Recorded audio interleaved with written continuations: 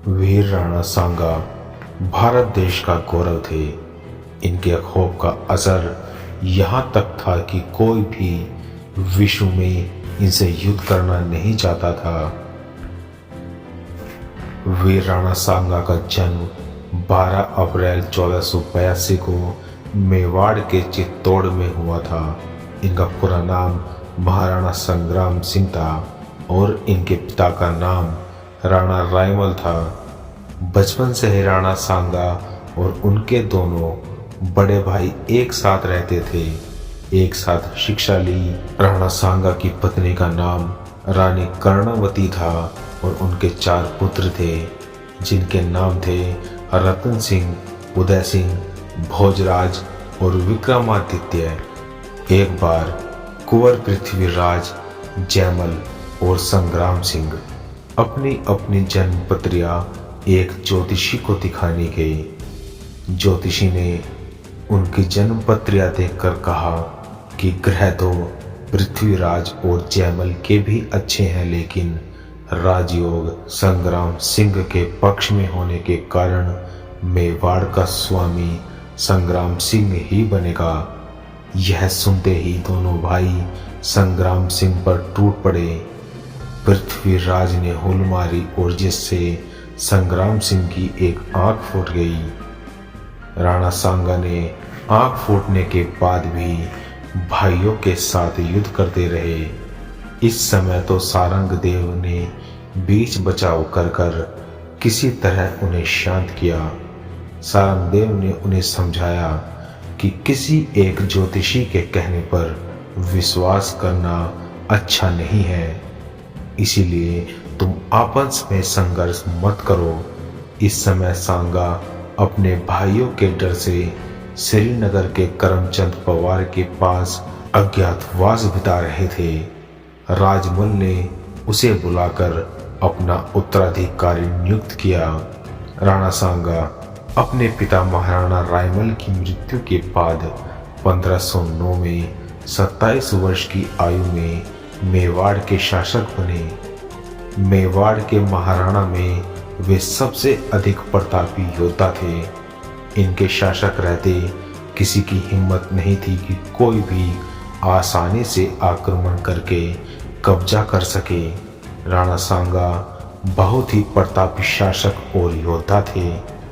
सांगा के समय गुजरात और मेवाड़ के बीच संघर्ष का तत्कालीन कारण ईडर का प्रश्न था। ईडर के राव भाण के 2 पुत्र थे, सूर्यमल और भीम।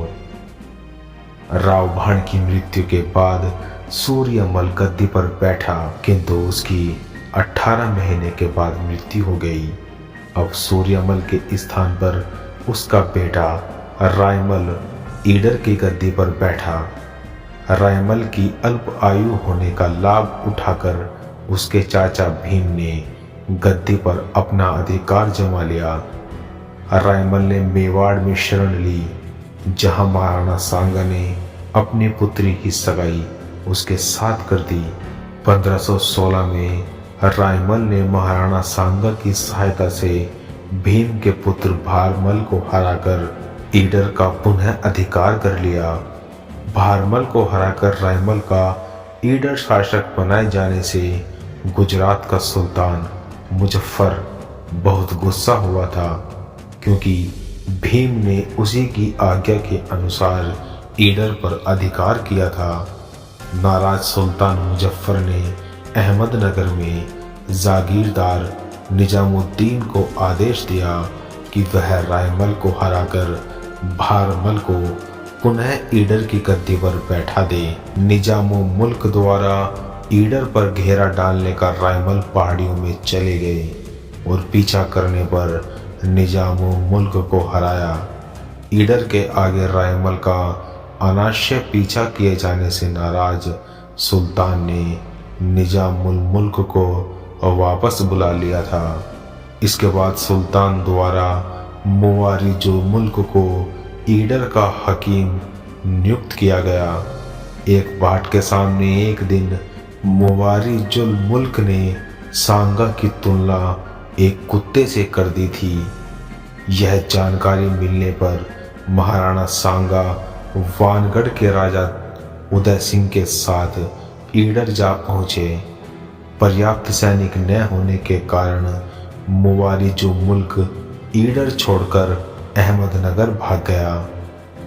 सांगा ने ईडर की गद्दी पर रायमल को बैठा दिया और अहमदनगर, बड़नगर, विसलनगर आदि स्थानों को लूटता हुआ चित्तौड़ लौट आया। महाराणा सांगा के आक्रमण से हुई बर्बादी का बदला लेने के लिए सुल्तान मुजफ्फर ने 1520 में मलिक अयाज तथा कीवामुल मुल्क की अध्यक्षता में 2 अलग अलग सेनाएं मेवाड़ पर आक्रमण करने के लिए भेजी।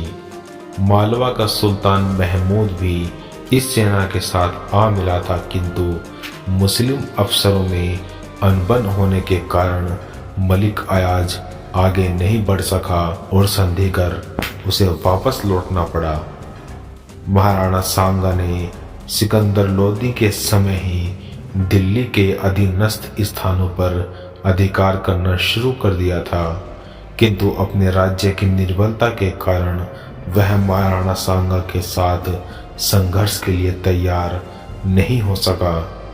सिकंदर लोदी के उत्तराधिकारी इब्राहिम लोदी ने 1517 में मेवाड़ पर आक्रमण कर दिया।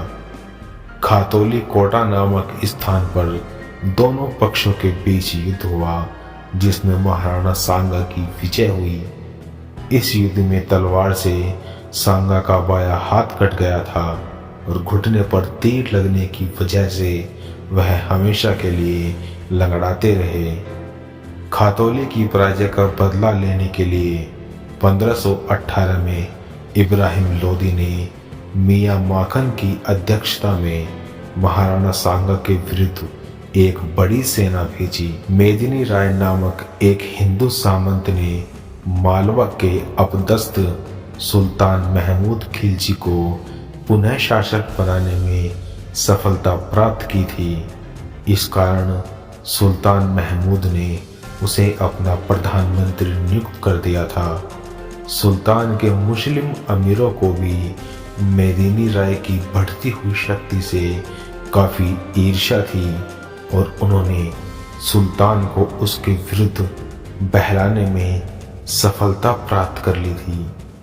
मेदिनी राय महाराणा सांगा की शरण में मेवाड़ आ गया, जहां उसे गागरोन व चंदेरे की जागीरें दे दी गई। सन 1519 में सुल्तान महमूद मेदिनी राय पर आक्रमण के लिए रवाना हुआ था।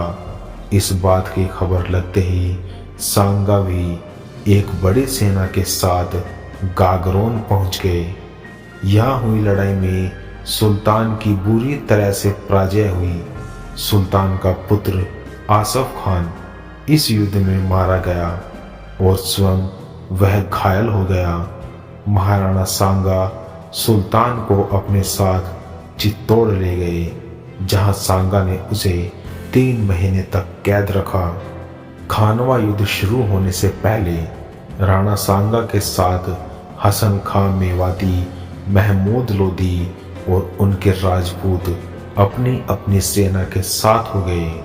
वह हौसलों के साथ एक विशाल सेना के साथ बयाना और आगरा पर अधिकार करने के लिए बढ़े। बाबर ने बयाना के शासक से सहायता मांगी। बाबर ने ख्वाजा मेहंदी को भेजा, पर राणा सांगा ने उसे शिकस्त देकर बयाना पर अधिकार कर लिया। सीकरी के पास भी मुगल सेना को करारी हार मिली। लगातार मिल रही हार से मुगल सैनिक डर चुके थे। अपनी सेना का मनोबल गिरते देखकर बाबर ने तरह से मुसलमानों पर से टैक्स हटा दिया और अपनी सेना को कई तरह के लालच दिए, जिससे उसकी सेना बड़ी हिम्मत आई। उसने अपने अपने सैनिकों को निष्ठापूर्वक युद्ध करने और प्रतिष्ठा की सुरक्षा करने का हुक्म दिया, जिससे उसके सैनिक युद्ध करने के लिए तैयार हो गए। खानवा का युद्ध 1527 में राणा सांगा और मुगल बादशाह बाबर के बीच हुआ था। खानवा में मैदान में दोनों सेनाओं के बीच जबरदस्त खूनी मुठभेड़ हुई। बाबर 2 लाख मुगल सैनिक के साथ आए थे और ऐसा कहा जाता है कि राणा सांगा के पास भी बाबर जितनी सेना थी। राणा सांगा की सेना के पास वीरता का भंडार था और वे बिल्कुल घमासानी से लड़े, पर बाबर के पास गोला बारूद का बड़ा जखीरा था। युद्ध में बाबर ने बड़ी ही चालाकी से राणा सांगा के सेनापति लोधी को लालच दिया, तो वो सांगा को धोखा देकर सेना सहित बाबर से जा मिला। लड़ते हुए राणा सांगा की एक आंख में तीर भी लगा, लेकिन उन्होंने इसकी परवाह नहीं की और युद्ध में लगे रहे। इस युद्ध में उन्हें 80 घाव आए थे। उनकी लड़ाई में दिखी वीरता से बाबर के होश उड़ गए थे। बाबर की सेना यह युद्ध जीत गई थी। वह भले ही यह युद्ध जीती हो, लेकिन राणा सांगा की सेना ने उन्हें धूल चटाने में कोई कसर नहीं छोड़ी थी। लोधी के गद्दारी करने की वजह से राणा सांगा की सेना शाम होते होते लड़ाई हार गई थी। राणा सांगा को उनकी सेना युद्ध खत्म होने से पहले किसी सुरक्षित स्थान पर ले गई। इस युद्ध में बाबर को पूरे भारत में मुगल साम्राज्य स्थापित करने में मदद मिली और वह पहला मुगल सम्राट भी बना था।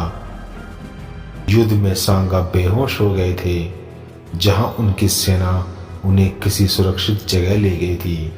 वहां होश में आने के बाद उन्होंने बाबर को हराने और दिल्ली पर विजय प्राप्त करने तक चित्तौड़ नहीं लौटने की शपथ ली। जब सांगा बाबर के खिलाफ एक और युद्ध छेड़ने की तैयारी में थे, तो उन्हें अपने ही साथियों ने जहर दे दिया, जो कि बाबर के साथ एक और लड़ाई नहीं चाहते थे। जनवरी 1528 में कालबी में उनकी मृत्यु हो गई। उनके देहांत के बाद अगला उत्तराधिकारी उनका पुत्र रतन सिंह हुआ था।